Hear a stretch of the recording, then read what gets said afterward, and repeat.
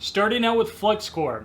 Now, these machines are one of the cheapest ones to pick up, and it's one of the easier ones to learn. So it's a great starter for beginners. You don't have to deal with gas. The machines are typically small, so great portability wise, and the wire allows you to weld outside in windy conditions.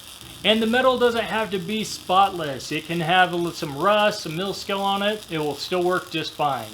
Regardless of what welding process you use, you have to protect the weld as it's in that molten state. So Flux Core welding, it's in the wire itself. The wire is actually a hollow tubing and there's flux in it, and that protects the weld as it's solidifying. So just make sure if you got a Flux Core machine, pick up Flux Core wire. Lots of times it's called inner shield. There's a bunch of different sizes of both spools and wire diameter. If you're just starting out, pick up some 0.03 or 30 thousandths of wire.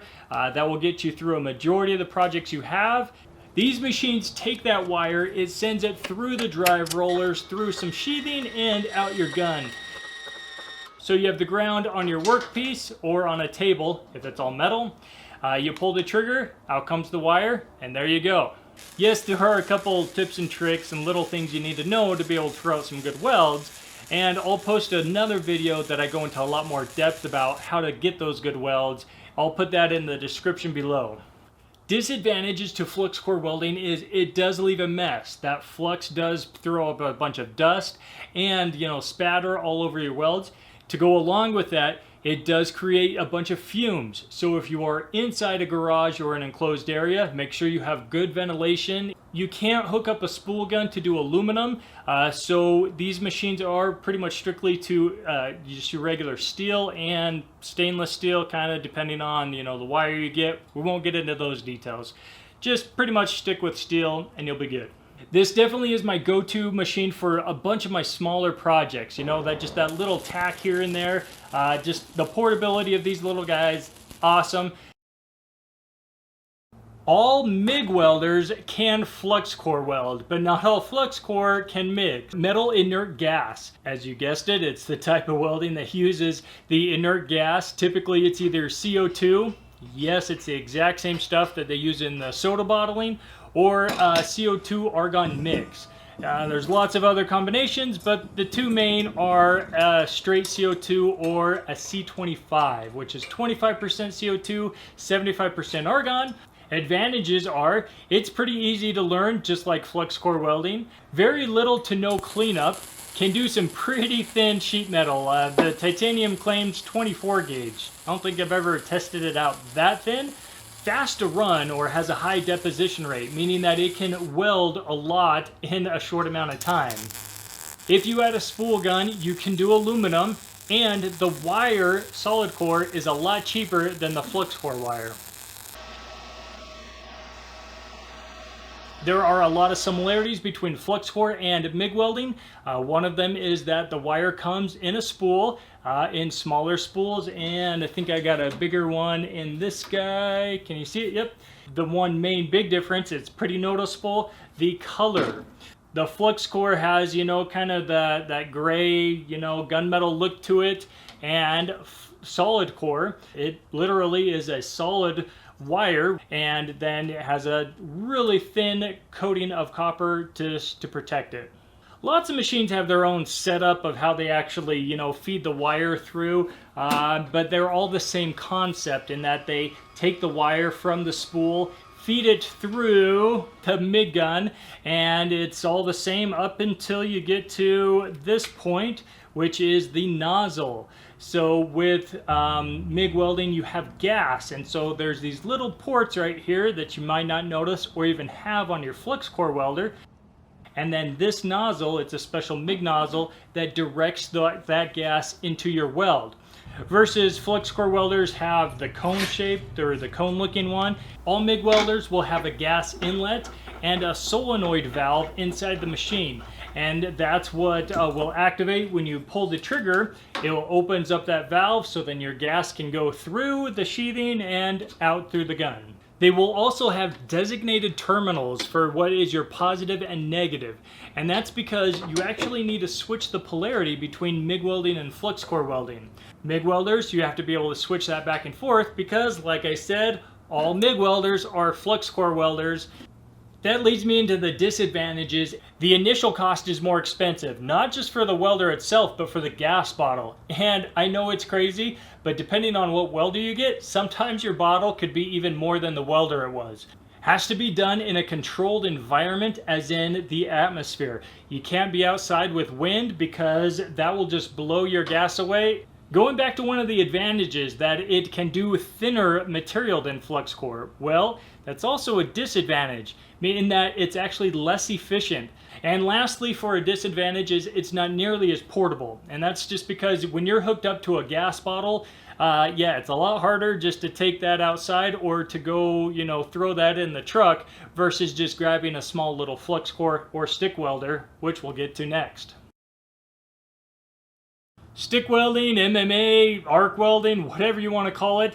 It's that type of welding that has tons of different names, but it's one of the easiest to recognize because you've got a nice long stick or rod hanging out there. Yes, it's the one that uses a flux-coated rod. Unlike the flux core where that flux is on the inside, this is where the flux is on the outside. And you strike or tap your workpiece and weld and to create your arc, and the flux is what protects this process from the elements in the atmosphere. Advantages: it is the cheapest type of welding to get into. Great for outdoor, windy, even rainy type situations. No gas to mess with. And one of the best things is you don't have to prep your material that well, in that it can weld through rust and paint really easily. Once you use up a rod, it is super easy just to throw another one in there and to get welding again. With the simplicity and size of these machines, it's a very portable type welder. You can find all different kinds and types of rods, and they're pretty cheap. And lastly, you can get some really thick material thrown down with these guys. Disadvantages are, well, it is harder to learn, and that's just because it takes a lot more technique. As you're using up the rod, you're not only having to move down the weld, but you're having to move in because your rod is being consumed. It's a slower process. With the flux deposited on your weld, it does take some cleanup. It's not too bad with a chipping hammer, but it is an extra step needed. It's really hard to do thinner materials. And lastly, it can do other materials, but it does take a lot of skill. So you're mostly sticking with just your plain carbon steel. See what I did there? TIG welding, tungsten inert gas. Well, let's just stick with TIG. This is the process that uses a tungsten electrode that isn't consumed, meaning it doesn't get used up like your flux wire or your stick rods. This creates the arc, and to build up your weld or to create that weld along, you add in what's called a filler metal. Advantages are there are no flux, so it is a very clean process. Great for really thin and precise materials and pieces. Can do all kinds of metals, not just your ferrous, but non-ferrous, like aluminum as well. Just keep in mind that if you do want to TIG weld aluminum, you do need an AC welder. All TIG machines are stick machines. So there is the advantage in that if you do need to just take it out, want a little portable machine, I would actually throw in the leads for stick welding and use it as a stick welder over the TIG machine. Some of the disadvantages are, well, as you can just see with these two machines, there are a lot of different settings that you can start to add in, and that takes a lot to learn and to practice on. And so the learning curve just in general is a lot more with TIG welding. It's a slower process. In other words, it takes a lot longer time to throw down a bead. There is the addition to argon, and it does need to be 100% argon gas, so you can't use your mixed or your CO2 that you would with MIG welding. Not that great for really thick materials, and the portability is kind of gone, like with MIG welding, if you're having to haul that bottle around. I'm just going to throw out really quick that there are multi-process machines. Now, I want you to be cautious because you might hear, hey, it's a multi-process, it can do all of them.